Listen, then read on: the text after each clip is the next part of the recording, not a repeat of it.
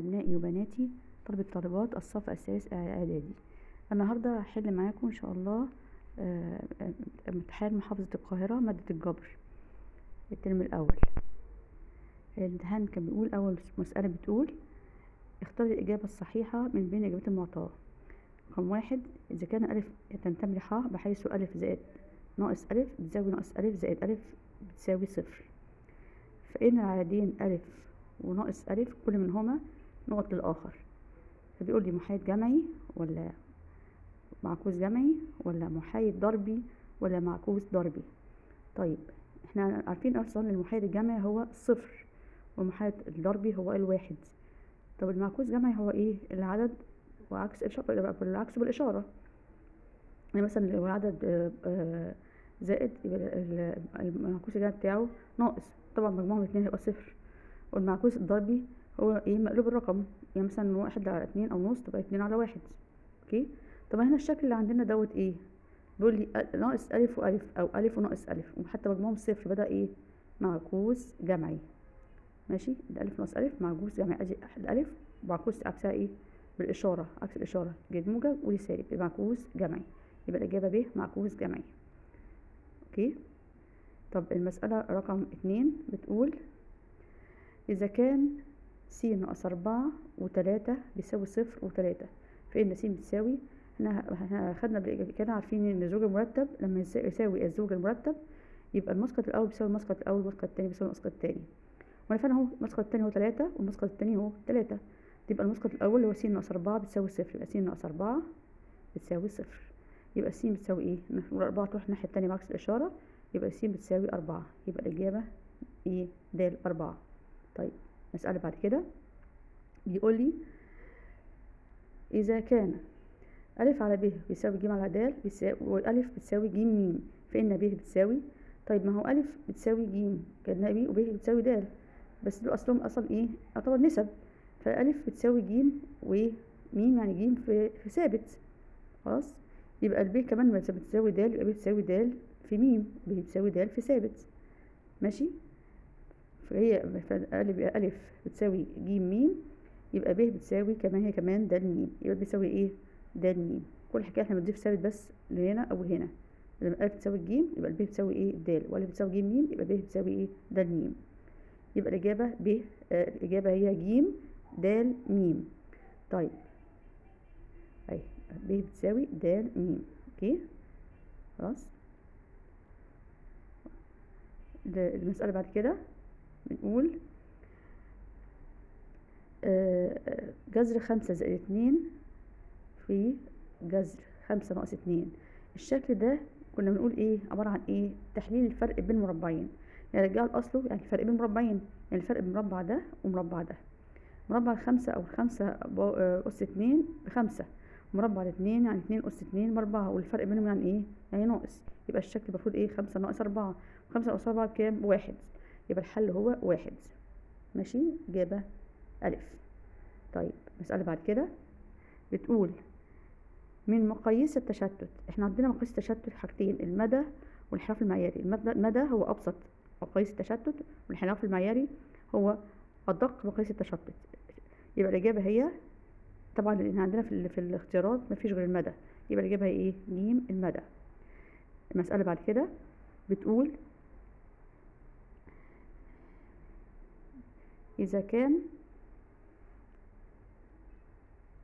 سوري اسفه الحد المطلق ناقص 2 وصفر، عايزه علاقه بينهم. طبعا احنا قلنا الحد المطلق هنا دايما اللي جواه بيبقى ايه؟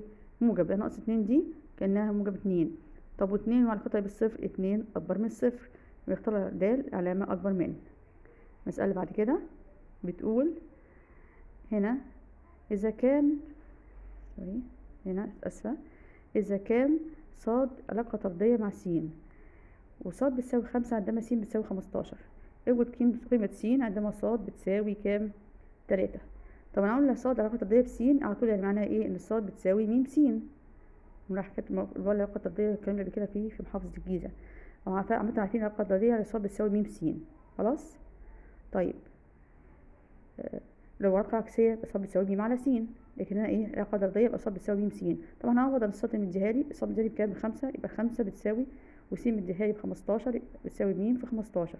يبقى الميم بتساوي ايه؟ ناخد 15 الناحيه التانيه، الميم بتساوي بايه؟ تبقى مقلوبه، م بتساوي 5 على 15 بتساوي ايه؟ 1 على 3. طيب ناخد بقى يبقى كده خلاص عرفنا العلاقه اللي هي الايه؟ الميم بقت ب3 بتلت. خلاص ناخد بقى نعوض عنها. هو بيقول لي بقى ايه؟ بيقول لي لو اكتب س عندها صاد بتساوي 3. ناخد هنا بقى صاد، هنا بقى الجديده دي بتساوي 3 بتساوي تلت في س. ماشي. كانت علاقه كده عباره عن ايه؟ كانت عباره عن ايه؟ صاد بتساوي م س، يبقى 3 بتساوي تلت في س. يبقى س بتساوي ايه؟ ناخد تلت الناحيه التانيه بقى مقلوبه بالعكس، يعني هتبقى ايه؟ 3 في 3 يعني ايه؟ س بتساوي 9. يبقى الحل س بتساوي 9. المسألة بعد كده بيقول لي إذا كانت س بتساوي 1 و2 و3 وصاد بتساوي 1 و4 و5 و6 وعين علاقة من س إلى صاد، حيث أ عين ب تعني أن 2 أ بتساوي ب، لكل أ تنتمي لس وب تنتمي لصاد. اكتب بيان عين وبيان مثلها بمخطط سهمي، وهل عين دالة أم لا؟ الأول نجيب بيان عين. بيان عين بيبقى عبارة عن إيه؟ طبعا بيكون بناخد مسقط الأول من س والتاني من صاد. ماشي. طب هنا بس طبعا لازم ايه؟ نلتزم بالعلاقة. العلاقة بتقول ايه؟ 2 أ بتساوي ب. طب هنا واحد بيكون أ 1 يبقى ب ايه؟ 2. المفروض 2 في 1 مش 2 أ. 2 1 ب2. الله، طب 2 مش موجودة في صاد يبقى منحطهاش، مينفعش، يعني 1 و2 دي متنفعش، هنستبعدها. طب ناخد الاتنين. 2 الألف ما يكون ب2 يبقى ب2 أ، يعني 2 في 2 يبقى 4، يبقى 2 و4. تاني حاجة 2 و4. طب يكون أ في 3 يبقى بكام؟ 3 في 2 يعني ايه؟ 6. يبقى كده 3 ب6. في عندي حاجة تانية بقى في س؟ مفيش. خلاص. يبقى كده العلاقة بين عين عبارة عن ايه؟ بعد ما استبعدنا الأولاني دوت هيبقى 2 و4 و3 و6. هنعمل الخط السهمي. أنا أقسم 1 2 3 والصاد 1 و4 و5 6. طب اهي 2 و4 اهي، وادي 3 و6 اهي. طب بيقول لي ادينا عملنا بين عين وعملنا الخط السهمي. بيقول لي هل عين دالة أم لا؟ طبعا عين ليست دالة. ليه؟ لأن كل عنصر من عناصر س ماشي ما ظهرش كمسقط أول في ايه؟ في بين العين، اللي هو مثلا اللي هو مين؟ الواحد اهو. ماشي. مش كل عناصر س ظهرت كمسقط اول في ايه؟ في بين عين. يبقى كده ايه؟ عين ليست دالة. طيب هنا السؤال دوت بيقول، ثواني معايا، بيقول احسب الانحراف المعياري للقيم التالية 1 2 و4 و6 و7 و10. طيب عشان نجيب الانحراف المعياري بنعمل الجدول دوت اللي هو س وس ناقص س بار وس ناقص س بار الكل تربيع. هي س بار اللي هي ايه؟ الوسط الحسابي اللي هو عبارة عن ايه؟ مجموع القيم على عددها. طب القيم هنا ايه؟ 1 زائد 2 زائد 4 زائد 6 زائد 7 زائد 10 على عددهم كام؟ 1 2 3 4 5 6 عددهم 6. نجمعهم هنا على الكالكوليتر هيدينا 30 على 6 اللي فيها 5. يبقى الوسط الحسابي 5 اللي هو س بار. ادي س، عناصر س نحطها هنا 1 و2 و4 و6 و7 و10 دي عناصر س في المسألة. طب س ناقص س بار، بس س تكون 1 ناقص س بار بكام؟ ناقص 5. 1 ناقص 5 بكام؟ ناقص 4. طيب س ما تكون ب2، 2 ناقص 5 بناقص 3. طيب س ما تكون ب4، 4 ناقص 5 بناقص 1. طب س ما تكون 6 يبقى 1 ناقص 5 1 6 ناقص 5 يدينا 1.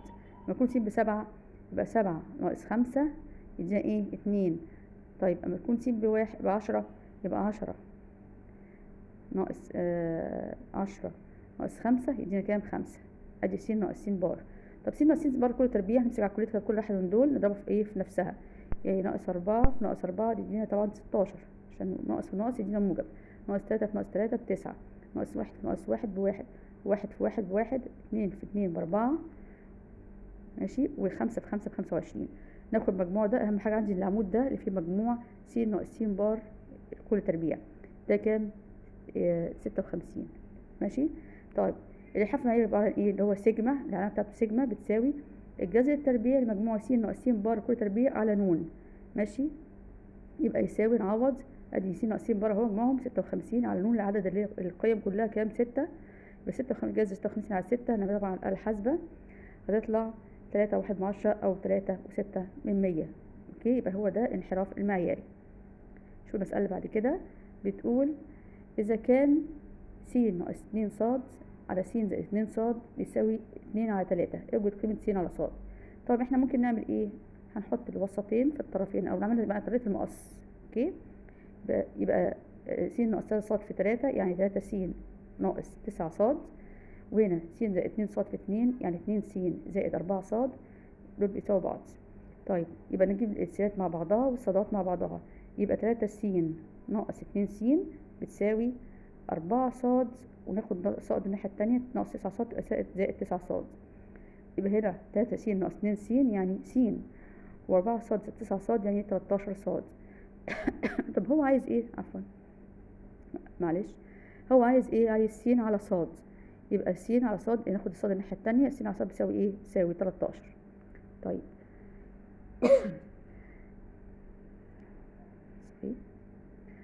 المسألة بعد كده بتقول لي من الشكل المقابل اوجد كل من س وصاد وس في س تقاطع صاد. ادي يعني س وعني صاد. طبعا ادي الس بيساوي ايه؟ ناخد اللي في الدايرة دي فيها س، فيها الاتنين والخمسة اهم. طب والصاد فيها ايه؟ فيها ايه؟ 1 و2 و3 اهم. ادي اول مطلوب ده عايزينه الس اهي، وادي الصاد اهي. طيب رقم 2 يقول عايز س في س تقاطع صاد. طبعا الس بكام؟ الس اهي ب2 و5، والس تقاطع صاد اللي هي اللي في الجزء المشترك بينهم اللي هي ايه؟ 2. يبقى 2 و5 في 2، مرة 2 في 2 يبقى 2 و2، ومرة 5 في 2 يبقى 5 و2. يبقى دي الحل، هي المجموعة 2 و2 و5 و2. شوف المسألة بعد كده، بيقول لي اوجد الوسط المتناسب لكميتين 2 ألف تربيع أو ألف أس 2 و8 ب أس 2. الوسط المناسب للكميتين دول، عامة الوسط المناسب بيبقى عبارة عن القانون بتاعه ايه؟ بيساوي زائد أو ناقص الجذر التربيعي لحاصل ضرب الايه؟ الكميتين. يعني زائد أو ناقص الجذر التربيعي ل2 ألف أس 2 في 8 ب أس 2، يعني يساوي زائد أو ناقص الجذر التربيعي 16 ألف تربيع ب تربيع. طبعا هنجيب الجذر تبني على الكالكوليتر، 16 جذرها 4، والألف تربيع طبعا جذرها ألف، والب تربيع جذرها ب، يبقى ايه؟ زائد أو ناقص 4 ألف ب. دي الإجابة. اوكي. طيب السؤال بعد كده بيقول لي مثل منحنى الدالة د س بيساوي 4 ناقص س تربيع متخذا س تنتمي لناقص 2 و2. طيب ومن الرسم اوجد احداث نقطة رأس المنحنى والقيمة القزمة او صورة الدالة. طب احنا طبعا هنعمل ايه؟ الاول هنجيب هي س عبارة عن ايه؟ عبارة عن ايه؟ بيقول لي هي في التبع للفترة ناقص 2 و2، يعني طبعا فترة مقفولة، يبقى س بتساوي ناقص 2 وناقص 1 و0 و1 و2. طب نعمل بقى الجدول بتاعنا البياني، لما س بتساوي ناقص 2 ناقص 1 و0 و1 و2، نشوف بقى الصاد بيساوي كام عن طريق المعادلة، نعرف في المعادلة. طب لما س بتساوي ناقص 2 يبقى صاد هتساوي ايه؟ 4 ناقص 2 كل تربيع بتساوي 4 ناقص 4 بتساوي 0. طب لما س بتساوي ناقص 1 يبقى الصاد هتساوي 4 ناقص 1 ناقص 1 كل تربيع، يعني 4 ناقص 1 بتساوي 3. طب الس بتساوي 0 يبقى الصاد بتساوي 4 ناقص 0 كل تربيع بتساوي 4. طب ما الس بتساوي 1 يبقى الصاد بتساوي، يبقى 4 ناقص الصاد بتساوي 4 ناقص 1 تربيع، يعني 4 ناقص 1 يعني 3. طب لما الس بتساوي 2 يبقى الصاد هتساوي 4 ناقص 2 تربيع، يعني تساوي 4 ناقص 4 يعني تساوي 0. كده جبنا الصاد كلها. طبعا ممكن نعملها كالكوليتر، بس انا شايفه ان هي القانون المعادله بسيطه وسهل التعويض فيها ومش تاخد وقت في الامتحان ان شاء الله. خلاص جبنا كده خلاص كل قيم س، عندنا سواء س وكل قيم صاد. نرسم بقى الرسم البياني او عشان نجيب احداثيه نقطه رأس المنحنى. طيب ادي س وادي صاد، هنمثل بقى واحده واحده. س 2 و0 اهي، ناقص 1 و3 اهي، 0 و4 اهي، وعندي 1 و4 1 و3 سوري اهي، وادي النقطة كام؟ 2 و0. ماشي. طب المنحنى طبعا خد شكل ايه؟ 8، يبقى ده هيبقى فيه قيمة عظمى مش قيمة صغرى، ودي رأس المنحنى اهي. اوكي، حتى باينة في نص، هي نص الجدول اللي هي 0 و4. يبقى احداث نقطة رأس المنحنى هو ايه؟ 0 و4، حتى باين الجدول 0 و4. ماشي. طب القيمة العظمى للدالة، طبعا هو قال لي عايز القيمة العظمى او الصغرى، طبعا يبقى خد شكل 8 يبقى دي قيمة عظمى. يبقى ايه قيمة عظمى الدالة؟ ايه اهي؟ الاربعة، هي الاربعة. ماشي. شوف المسألة اللي بعد كده بتقول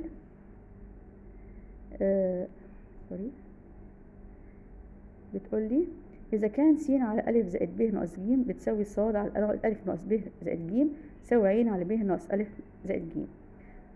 اثبت أن س زائد ص على أ بتساوي ص زائد ع على ج. طب س زائد ص ماشي، يعني ايه؟ ناخد أول طرف بتاع س زائد ص اللي هو قال عليه دوت. س زائد ص هنجمع الجزء اللي هو اللي هو الأولاني ده زائد الجزء ده، يبقى س زائد ص زي ما عملنا زي ما عملنا فوق هنعمل تحت. س زائد ص فوق يبقى تحت أ زائد ب ناقص ج زائد الألف ناقص ب زائد ج زائد دي. ماشي. طبعا هنا زائد ب هتروح مع ناقص ب، وزائد ألف وزائد ج هتروح مع ناقص ج، يفضل لي ايه؟ ألف وألف زائد ألف زائد ألف يعني 2 ألف، يبقى فوق س زائد ص على 2 ألف، وناخد دي نديها 1. طب ص زائد ع على ج، ماشي، هو دي اللي هي الطرف التاني اللي هو عايزه. اوكي، ص زائد ع ايه على ج. اوكي ده ماشي. ص زائد ما بجيب الاول نشوف ص زائد ع لوحدها. الص زائد ع يعني ايه؟ مادام اهي هنا ما قلنا ص زائد ع فوق يبقى نجمع تحت كمان تحت، يبقى ص زائد ع على أ ناقص ب زائد ج زائد ب ناقص أ زائد ج، ده زائد ده. ماشي. طب هنا الناقص ب هتروح مع الب مع الزائد ب، اوكي، والالف هتروح مع الناقص الف، يفضل مين؟ زائد ج وزائد ج يعني 2 ج. طب دي نديها رقم 2. طيب من 1 و2 يبقى ايه؟ س زائد ص على 2 ألف بتساوي ص زائد ع على 2 ج، صح؟ طيب طب ما هو الاتنين هتروح مع الاتنين هنا تحت، لان احنا لو خدنا الاتنين ج من الناحية التانية كده الناحية التانية تبقى فوق، فالاتنين فوق تروح مع الاتنين تحت، يبقى يفضل لي ايه؟ هيفضل لي س زائد ص على أ بتساوي ص زائد ع على ج، وهو ده اللي هو عايز يثبته. بكده نكون خلصنا حل الامتحان، اتمنى تكونوا فهمتوه. معلش كنت مستعجله شويه او متسرعه شويه، بس يعني حاولت برضه اوصل الاجابات بطريقه بسيطه عشان تفهموها.